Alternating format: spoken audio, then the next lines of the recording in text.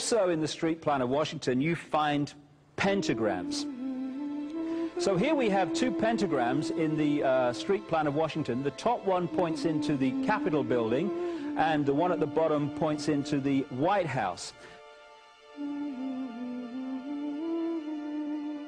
This is a political building, so we're told. In fact, it's a temple to a secret society, built by the Freemasons to a specific design, Congress, the Congress building. Where did it get its name from? Capitol Hill, from a sacred place of the Roman Brotherhood going way back called Capitoline Hill. And when Madeleine Albright, high priestess of this brotherhood, became Secretary of State, and she went across on her first overseas visit to Europe, she actually went to Rome and made an official visit, what for her would have been a pilgrimage to Capitoline Hill in Rome, and that's where we get Capitol Hill from. This is George Washington.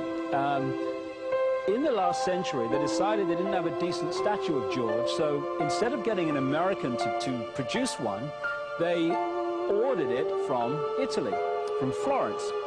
And when it arrived on the dockside, people were staggered, because here was George, the first president of the United States, depicted naked from the waist up with this cloth over his Bill Clinton's, and then pointing up one arm, pointing down the other. What's going on? Unless you realize where these people are coming from, it's inexplicable. Well, if you just hold that in your mind, arm up, arm down, naked from the waist up, and then Bill Clinton's covered in a piece of cloth, well, this is where it's coming from. This is the ancient depiction of the compilation of the negative force symbol that the Templars worshipped, or the high-level Templars worshipped anyway, called Baphomet. And this is why they depicted George Washington in that way.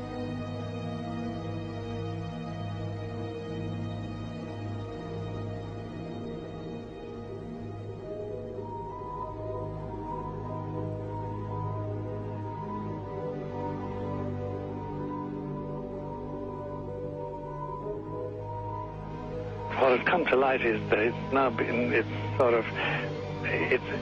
is not so surprising for a lot of people that there are covens amongst the very educated class, architects, doctors, lawyers, priests, brokers, and the leisure class. These are people who have made pacts with the devil. That's right. It's really the best, the more accurate way of describing it would be that they have indulged themselves in the worship of the goat, of the prince, of the serpent, of Satan, of Lucifer, and they lead perfectly normal lives. They're jewel merchants. They travel. They're prominent in their own way, but they do have this indulgence. Father, here's a part of that I can never understand. That has never made sense to me, and that is, if somebody were to make a pact with the devil, then obviously the implication is if the devil is there to make a pact with them, to make a deal, to make their life, this short mortal life on earth, pleasurable, with money or women or travel, or more interesting, whatever it is they want. Yes. Then they are aware of the presence of the devil, and they are obviously aware then of the presence of God as well, and they nevertheless make a conscious, stupid, short-term, blind choice to take what they can get in this lifetime. And to embrace one, you must embrace the other. It's not like it's some wishy-washy person. I know you do. It is a very not easy to understand, except when you talk with them, when they let their hair down and peel grapes, as we say, and when they're on their way to being cured of what or healed is the proper word. You find that there's an exhilaration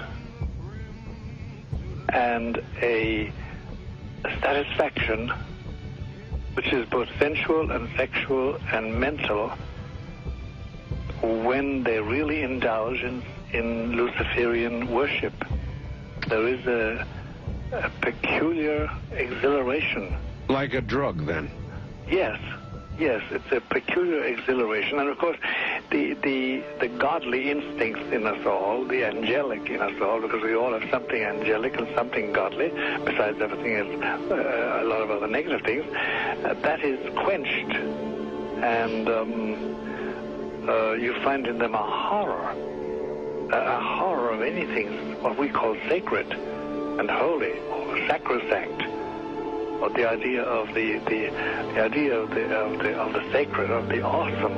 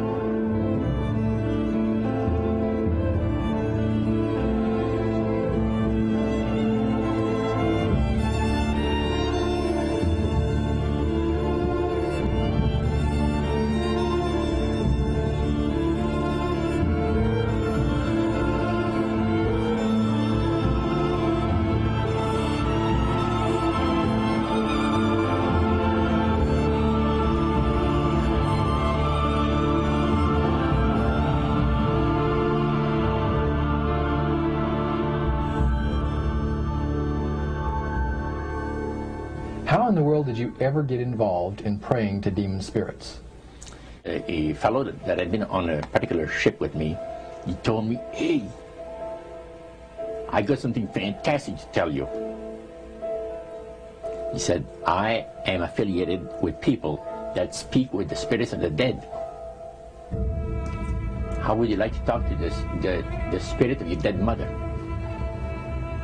And I was shocked. I was shocked. He said, "You wouldn't be afraid of talking to the spirit of your dead mother, would you?" Well, I said, "I'll tell you what, I would have to give that some thought, because it's something I never thought about before in my life." Most of us probably haven't. A little afraid of something like that. Well, he says, you know, it's written all over your face. You're afraid of going to a seance. But he says, "I know you. He says, you're going to come."